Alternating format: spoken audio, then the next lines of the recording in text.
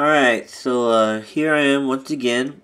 As you can see, I got the same, pretty much the same plane that I got from Nitro Planes the first time. Except, it's an Airfield F-15 from Nitro Planes.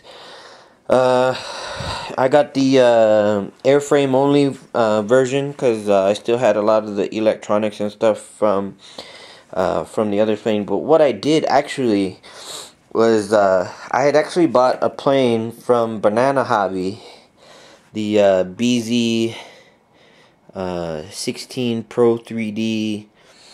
Well, if you just can see the state of this plane, I mean, look, tire marks, and I just, from the first time I flew this plane, could just tell that there was just not enough power in it. And I actually purchased a plane from Hobby Shop Warehouse, so that plane should be coming in eventually.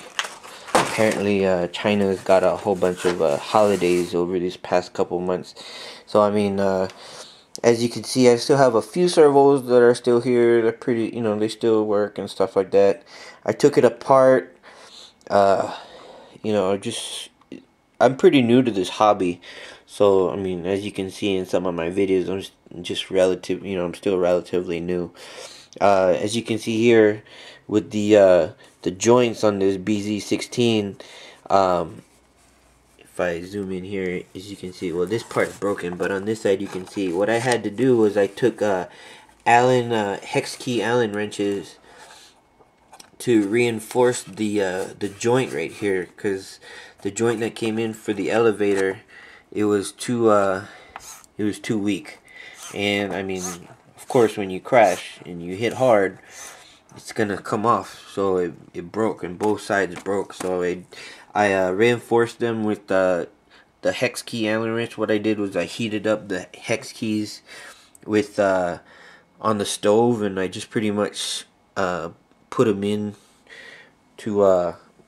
on the flaps, or on the elevator, to where I wanted them to be, and then did that. But as you can see, I pretty much gutted it out.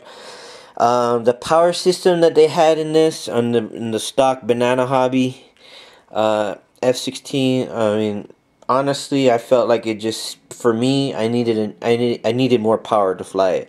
And if you read all the posts on RC groups, I mean, mostly everybody who's flown this plane will tell you that, I mean, there's just not enough power in this thing to keep it in the air and to do the stuff that, I mean, with Pete, he says that he's everything is stock, and and stuff like that, but let's just face it, I mean, it's not the best example. I mean, he's a really awesome pilot. I mean, he can pretty much make anything fly. But what I did was I took that motor, I took that power system, that 4-cell system, and I put it in this. There's a 45 amp ESC that I'm going to be using in this. When I bought this airframe only kit, what I did was with these servos, they're actually the EXI digital Metal Gear servos, so I mean, they should last. I'm actually pretty impressed with them so far. I haven't even been able to really get them in the air. What I did was I connected them all to the power system to center them out. Then I'm about to mount them onto the. As you can see, I mounted these two. So far, I've mounted these, and then what I'm going to be doing is I'm going to be mounting them on the wing sections over here.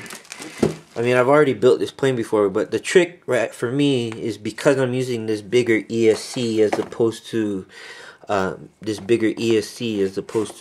30 amp ESC that I have already from my previous F-15. The trick is pretty much hiding all these wires in here so that they don't, not just so that they're not so it's not such an ugly sight, but so that they stay hidden to reduce drag and stuff like that. I also got this new radio from Turnigy, or from Hobby King, the Turnigy 9x9 channel. So far, being new to the hobby, I'm pretty impressed for the price. I got it for like 60 bucks. You know, it came with the 8 channel receiver.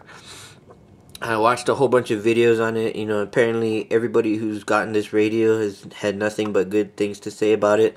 There are a couple like diehard RCists who you know, they don't really like the radio. But I mean, if they're willing to spend $1,000+ you know, for a 9-channel radio, that's, you know, that's good for them. But you know, so I took the power system and all that stuff from the F-16 that I have over there, and I'm gonna put it into this F-15 here. So we'll see how this goes. I think I should be able to get this done sometime today.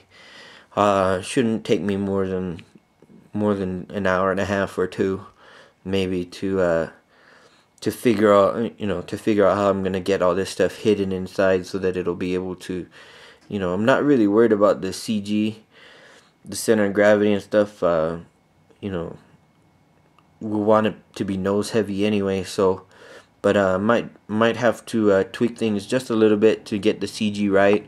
If I have to add weights to the back or whatever, you know, I'll go ahead and do that, but I'm not really worried about it right now.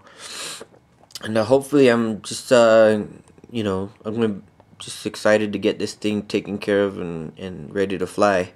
Right now the weather in Las Vegas, at least for today, is just horrible. I mean, if I just open up these blinds here, and you'll see, well, you can't really see outside here, but I mean, it's pretty windy. It's still relatively mild compared to how it was earlier today. If you look at the trees, you can see the wind and stuff like that. Yeah, definitely not flying weather right now, but that's alright, because I'm not even done with this plane yet. So when I get this plane up and running, and I'll probably come out with another video for the maiden. So we'll see how it goes. Wish me luck. Okay.